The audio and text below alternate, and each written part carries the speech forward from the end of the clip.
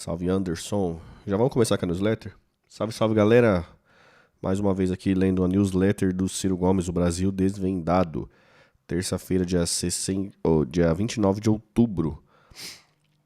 Essa newsletter é exatamente após o segundo turno das eleições municipais de 2024, beleza? Lembrando sempre que é importante financiar uma corrente de opinião independente, então acesse lá, cirogomes.com.br e assina a newsletter, R$ 20 por mês, vale super a pena. Puta conteúdo top, beleza? Pô, Tamir, tô duro, tô liso, não tô tendo dinheiro, cola aí. Um dia depois eu sempre leio e disponibilizo aí pra galera, beleza? Já aproveita pra dar o likezão no vídeo, se inscrever no canal e dar essa moral pra gente. Deixar um comentário, beleza? Número 67, editorial. Passadas as eleições, é hora de voltarmos à rotina política e institucional brasileira. E aí, constatarmos a quantidade de pendências graves que caracterizam a verdadeira metamorfose ambulante. Desculpe, Raul Seixas, em que a mentirada da nossa governança se transformou. A linha do tempo é vulgarmente a mesma. Escândalo na mídia, anúncios bem embalados publicitariamente, aquecimento, esquecimento. Pouco importa a gravidade do problema ou a sua urgência, tem sido desagradavelmente assim.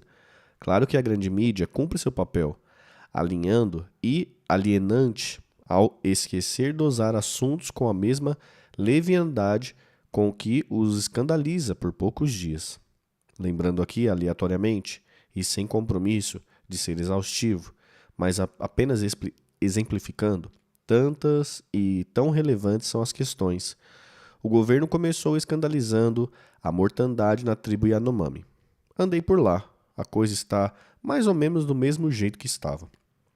Outro berro que fazíamos na oposição ao Bolsonaro era contra a política de preços da Petrobras, vinculada à paridade internacional, portanto, criminosamente desvinculada da estrutura de custo locais e vinculada à taxa de câmbio. Segue tudo igual, mudando apenas a periodicidade dos reajustes, não os seus valores, mas o centro da perversão segue o mesmo, bem como a política de distribuição de dividendos, descomprometida, seja com a dívida da empresa, seja com o projeto vigoroso de investimento. Num comício em Paris, pegando carona de um show de rock, Lula prometeu desmatamento zero na Amazônia. Os incêndios, tanto ali quanto no Pantanal, bateram todos os recordes, de lá para cá.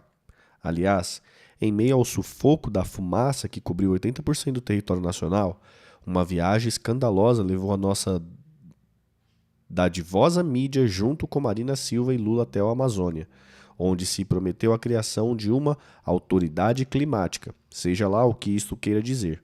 Aliás, promessas requentadas da época da campanha, que prometia também picanha e cerveja para todos, todas e todes. Aliás, cadê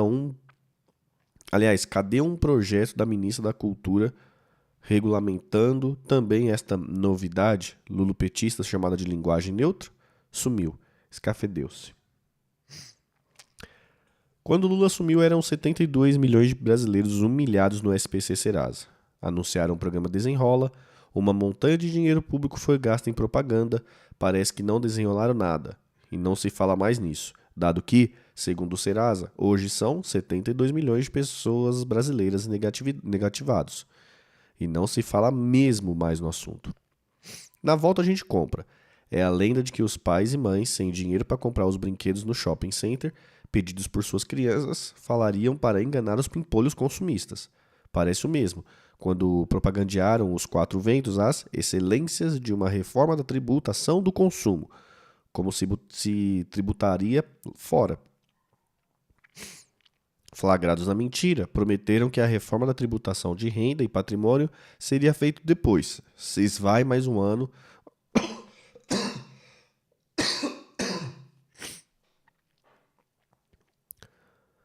Se esvai mais um ano e nada. Isenção até 5 mil, na volta a gente compra. Tributação de lucros e dividendos, na volta. Tributação de grandes fortunas, nem na volta. Com o tempo, quase metade do mandato, vai se vendo aquilo que sempre foi fato e agora é dramático. Lula e o PT não têm projeto para nada no Brasil. Vivem de episódios midiáticos, contando com a superficialidade, quando não com o governismo puro e simples de nossa grande mídia. Enquanto isso, a realidade do que de fato importa segue se impondo. Um modelo econômico ruinoso que mantém a pior concentração de renda do mundo, um modelo de governança política organicamente corrupto e uma generalizada política de clientelismo e políticas sociais compensatórias para anestesiar o povão.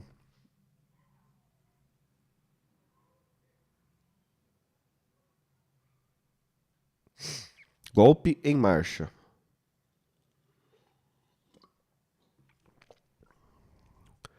Na edição passada, denunciamos o que todo mundo vai passar a ver por esses próximos dias e meses. Há um golpe em marcha no Brasil, embora não seja dessa vez contra o formalismo democrático, mas é um golpe contra pilares constitucionais de nosso prometido e nunca entregue totalmente estado de bem-estar social. As elites são eloquentes e muitas vezes até alarmistas quando algo se parece com uma quebra de nossas liberdades políticas. Entenda-se, em casa de enforcado é proibido falar em corda. Mas se estas normas constitucionais contra as quais se atentam são aquelas da proteção dos mais pobres, estas mesmas elites não só pouco ligam, mas conspiram sistematicamente contra elas. Entendam-se, o corte de classe nesse país não encontra nada parecido no mundo. Tudo quanto é de gente da classe média alta para cima está no plano de saúde e se lixando para o financiamento precário da saúde pública. Teve um dinheirinho, nossa elite coloca seus filhos na escola particular e está pouco se importando para a precariedade criminosa da nossa educação pública. Vivendo em condomínios privados e andando de condução própria, pensa estar, mais ou menos, protegido da violência que domina as periferias controladas por facções e milícias.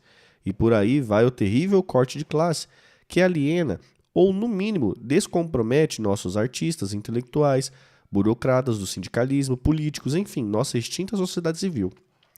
Por isto, a denúncia de um golpe de Estado ou sua intenção frustrada comove tanto. Por isso, a denúncia de um golpe contra a ordem constitucional do welfare state, proclamada em 1988, não parece comover ninguém. Ao contrário, a pesquisarmos os editoriais de nossa grande mídia são unânimes nas duas direções.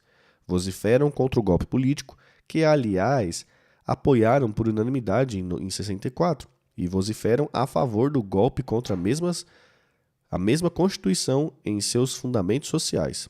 É simples de entender. Ao meu lamento, denúncia, não exclui o Supremo Tribunal Federal, em tese, o guardião da Constituição. Nossa Carta Magna é do tipo principiológica e toda a sua estrutura reproduz entre nós aqueles conteúdos do estado de bem-estar social europeu. Vai buscar suas inspirações na doutrina social da Igreja Católica desde a Rerum Novarum até as lições do Vaticano II. Pode-se e deve-se discutir seu acerto, mas o que está em vigor com o status constitucional é isso. Ora, por ordem da agiotagem oficial, tem-se atentado frontalmente contra os fundamentos mesmo de nossa ordem constitucional. Primeiro, um teto de gasto, depois um teto de gasto mitigado, lateralmente, ao qual se deu o nome de arcabouço fiscal. Por estes caminhos, que são um só, todos os gastos correntes e todos os investimentos públicos estão congelados, menos um, o maior de todos os gastos correntes, os juros. Com a política de juros criminosa do Banco Central feito autônomo em votação ilegal em plena pandemia explode a cada dia mais dessa salgada e impagável conta, a banqueirada está exigindo do poder político subornado que avance ainda mais contra a Constituição Federal, destruindo pilares centrais de nossa ordem social democrata. Corte de gastos em saúde, educação e benefícios da Seguridade Social é o conteúdo do golpe em marcha nesse momento. Lula já se comprometeu. Haddad é entusiasta de seus verdadeiros patrões, os banqueiros.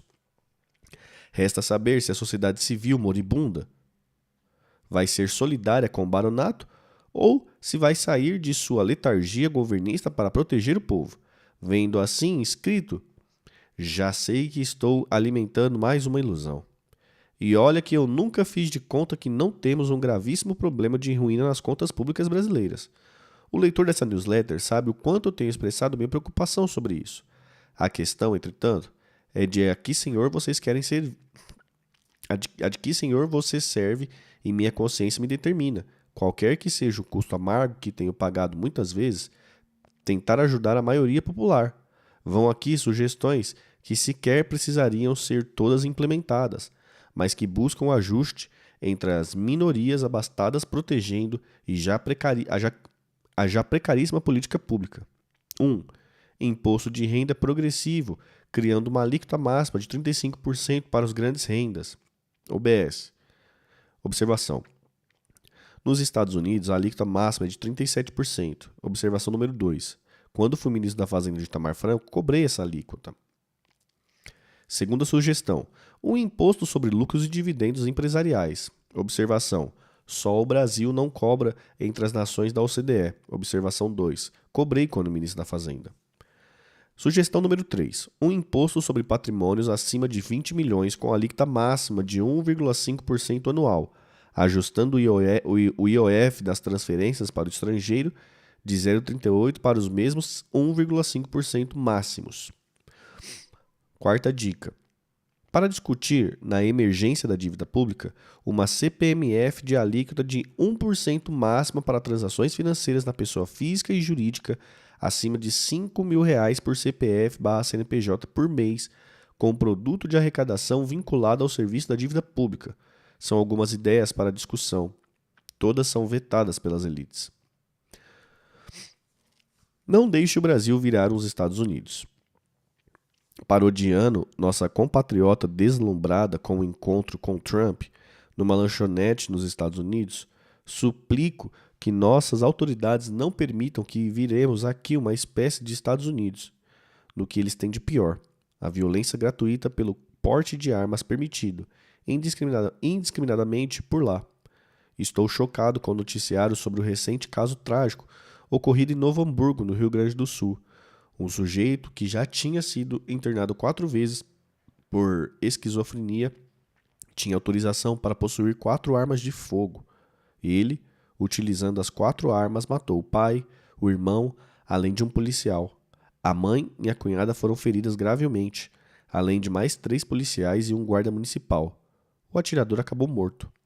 Cena típica da maluquice norte-americana que o responsável do ex-presidente Bolsonaro introduziu entre nós e que o atual governo não se esforça devidamente para resolver. Triste país. Importássemos o sistema de justiça deles, talvez fosse de se sugerir, diante dos políticos que temos no mando da nação. Energia renovável. Rei Midas às avessas. Todos sabemos da lenda daquele rei que transformava em ouro tudo o que tocava. Pois bem, parece que o governo Lula se transformou numa espécie de rei merda, pois tem conseguido transformar quase tudo o que toca em problema grave.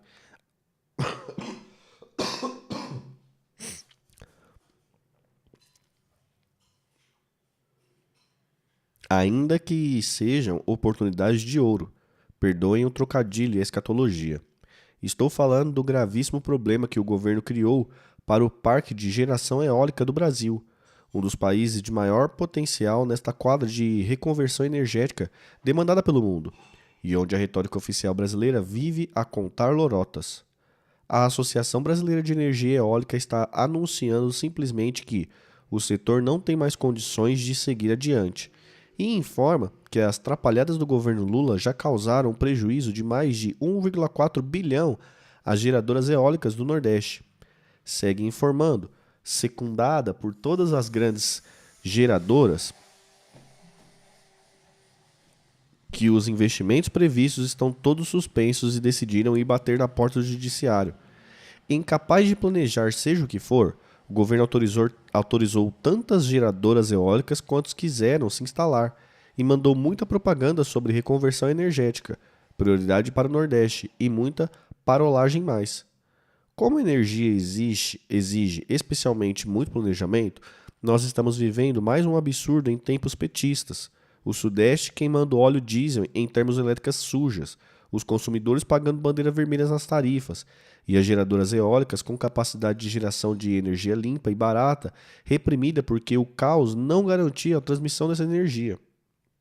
Caraca, isso aqui é novidade, sabia não, hein? Vou buscar mais notícias sobre isso aqui. Eleições. Brasil vai ao centro.